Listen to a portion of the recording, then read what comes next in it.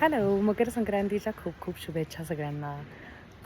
मला आज पटकन हा व्हिडिओ याच्यासाठी करायचा होता, की खूप लोकं आपल्यातले हळदी-कुंकू करतात. हळदी-कुंकूला आपण बायकांना बोलवतो आणि छान सगळेजणी एकत्र येतात, फोटोज काढतात वगैरे, वगैरे. पण त्याच्यामध्ये अशी पूर्वीपासून प्रथा चालत आली आहे, की ज्या बायकांचे नवरे नाही आहेत किंवा ज्यांचा डिव्होर्स झालेला आहे किंवा त्या विधवा आहेत, तर त्यांना आपण हळदी-कुंकवाला बोलवत नाही. मला असं वाटतं it's high time that we should change that now. कारण की मला असं वाटतं कोणत्याही बाईचं अस्तित्व हे तिच्या नवऱ्यावर अवलंबून नसलं पाहिजे.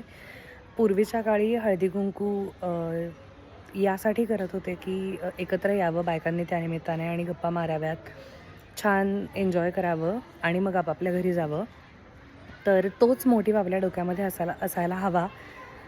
ती सौभाग्यवती आहे की नाही आहे, तिला नवरा आहे की नाही आहे किंवा तिचा whatever marital status is.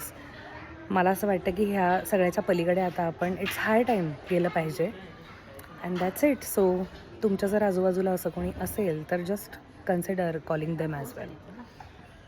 Happy Makar Sankranti.